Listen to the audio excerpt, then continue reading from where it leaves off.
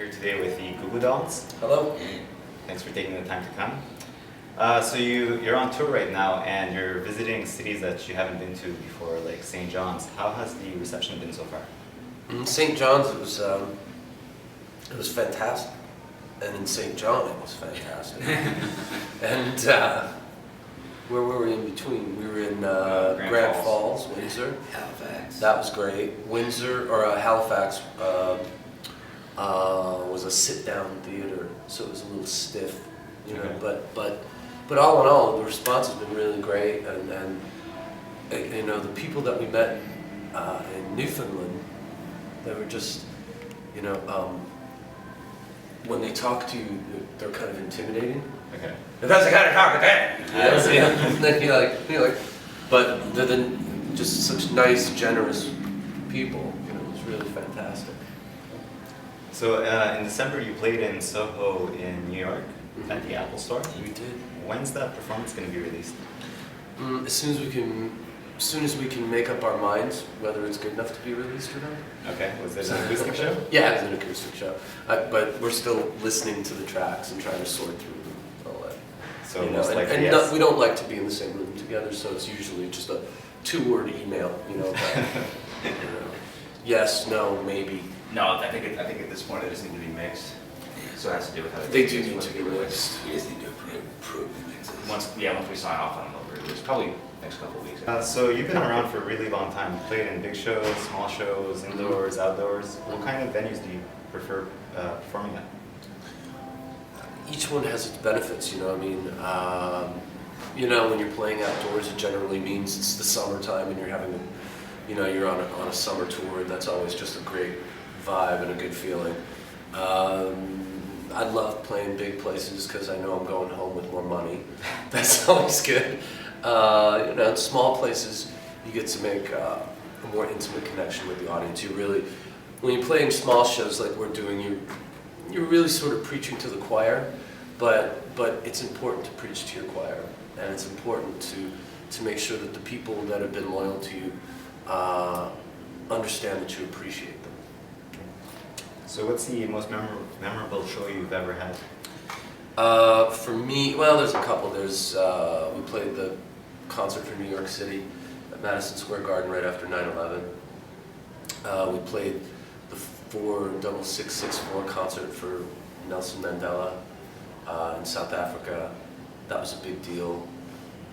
We played a show in our hometown, Buffalo, mine and Robbie's hometown of Buffalo, and we were actually able to start a scholarship fund for inner city kids to go to the best high school in Buffalo. Was that part of the Live in Buffalo? No, that was after. That was okay. after. This was just past summer, you know. But it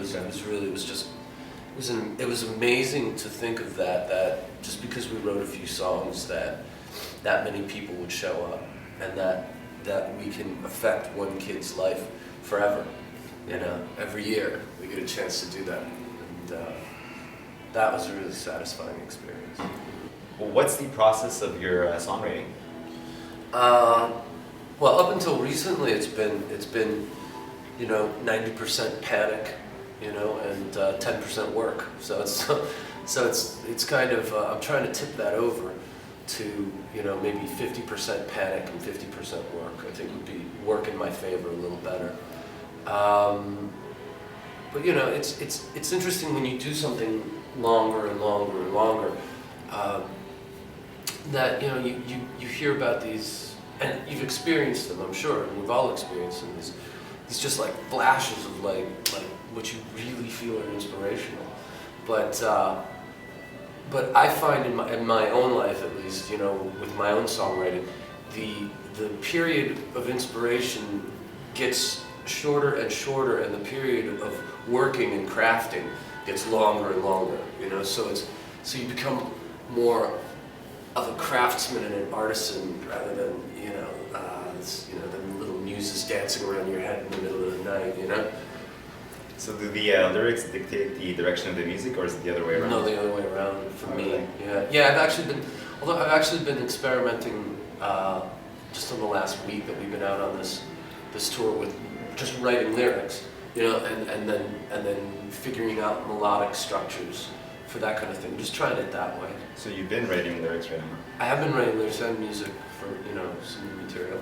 So does that mean we can expect a new album? In the next couple of years? I think this album has to come out much quicker than the last one, Oh, really? which is why I've decided to keep writing when I'm on the road, because we can't wait another 4 years to put an album out. That was just a ridiculous waste of time. Okay. Mostly it was my fault, but you know. The lyrics in your last album, Something for the Rest of Us, they were a little bit more serious and somber. What was the motivation behind that? The motivation behind that album was that, you know, in America, we've been living in a country that's been involved in 2 wars for, you know, the past 8 years, you know, and it's bankrupting our country. We basically had our economy hijacked by from the highest levels of the government right on down, and we're you know, we're one of the causes of a global financial crisis that we're all having to deal with, and we've been living under high alert and scrutiny and this constant 24-hour news cycle of fear, fear, fear, fear. And I wanted to look at those issues and what they do to people, you know. I mean, you lose your job, you lose your home, you lose your family, you know, you lose someone to a war that's completely unnecessary, that was supposed to be over by now.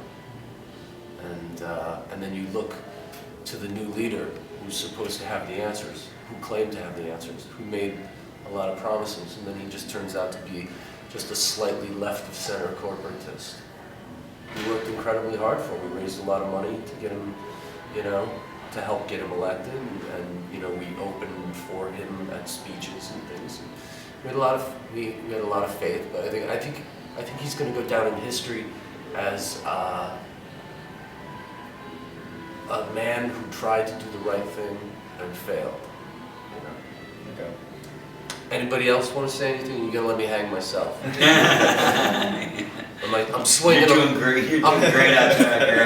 I'm swinging alone today. I see that in 2 years now, a whole lot has changed. So,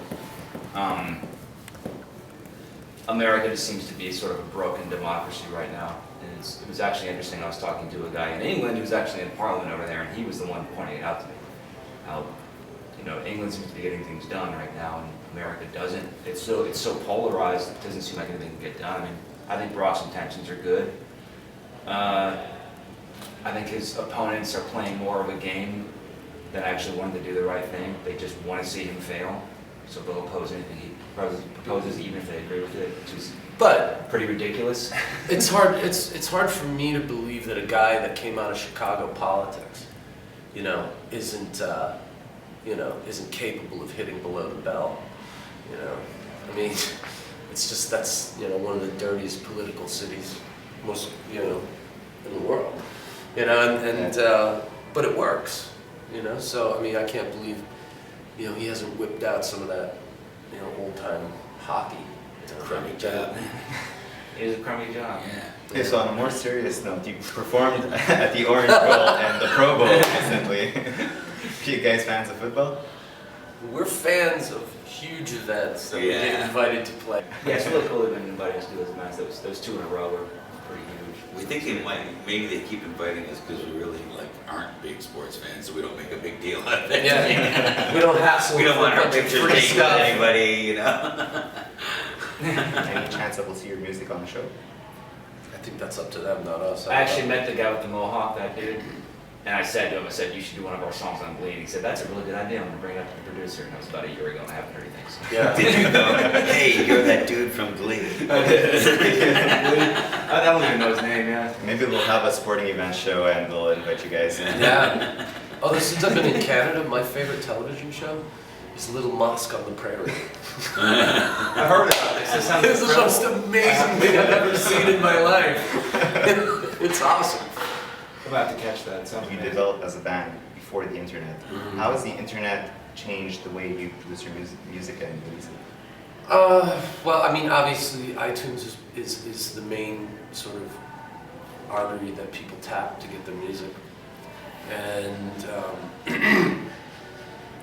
it's become a much more singles-driven market, as well as, I mean, there's just so much piracy that, you know, I mean, it was funny today because we did an interview and it was like, you know, we were like, well, how many copies of this album you sold? I think it's around 170,000 copies of this album, but you have to multiply that by 10 because of all the downloading, you know, and so, you know, in a different world, we would have been much more successful as far as album sales goes. And I think the record companies are at a big disadvantage right now because it's you know, they don't have the money to market things the way they used to because people aren't buying the product that they used to. I mean, as a band, it's really easy for us to get to people who care right now. You know, we have 1 million people almost on our Facebook page alone, you know, that we can reach out to and get information to, you know. So, you know, we know people are interested, you know, we hear right from them, you know, but it really has changed the way we play the game. So now you're relying more on live performances versus album releases. Yes, definitely. Live performances where you make your money now, and you know that's cool because you know you get to get out of the house. I get to come to Montreal and see. Have a bagel. That's right. Yeah, what is the best bagel in town? It would be Saint Viateur Bagel. Okay, we're there. Is there one close to here? It's Isn't a there few minutes drive. Right. There's only one of them though, right? Yeah. Yeah. Okay. Yeah, it's like the windows are always steamed up, right? Get Jessica on that one, Matt. Get some bagels when we get there, Matt. Yes. What advice do you have for the little guys who are just starting out?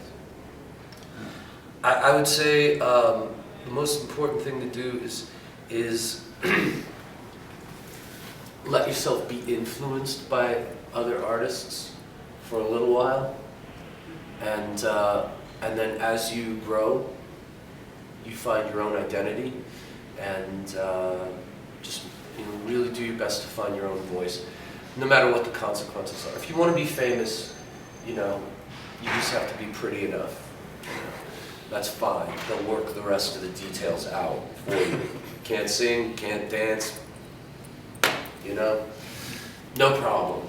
There are people who can work that out for you. But if you really want to be an artist and you really want to find your voice, and just be honest with yourself about what you're saying. What would people be surprised to know about you?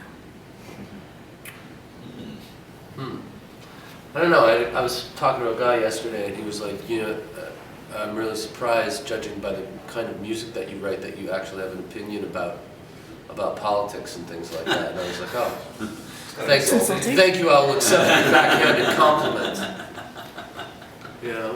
Maybe they haven't heard the new album yet. Neither did the last girl that interviewed us. It was, it's like incredible. I don't know. Just want to lead our lives. Just want to have a normal life. Want to hang out with my girlfriend and my friends and enjoy myself on the weekends. And Some people find that kind of crazy. We've been doing this a long time. It's like, we're always not looking for the next place to go to where there's going to be 45 people on tables throwing beer up in the air. I am. And so I'm bored. So I think people sort of think that our lives are like that on a daily basis, and you can't do this for a living and have that be your life on a daily basis. Because you'll suck at it. We all aspire to be Charlie Sheen at moments, but it's not a sustainable lifestyle. So are your Charlie Sheen moments behind you now? Yeah. We don't make the kind of money we The used majority. to. You know how expensive hookers and cocaine are? I got a mortgage to pay. Stephen Page is opening up for you tonight. Any chance we'll see him on stage with you? We have not met with him yet, but I would love to do that because, I think he's a really talented guy. I think this is going to be a really fun part of the tour, having him on there, because it's really his new album was actually mixed by the same guy that mixed our album, and it's really, really good. It's interesting. He's a really interesting, intelligent guy. Okay. What's next for the Goo Goo Dolls? We're going to be doing a little more touring, and then I'm moving to New York, and then we're going to go back into the studio for a little while. We're going to record maybe like five more songs, and then I think we're going over to the UK to do some festivals. Which festivals? Don't know which ones yet, you know, but there's some offers on the table, but we haven't. I don't know which ones yet. Okay. Well, thanks a lot, guys. Thank you. Good luck tonight. Thank you.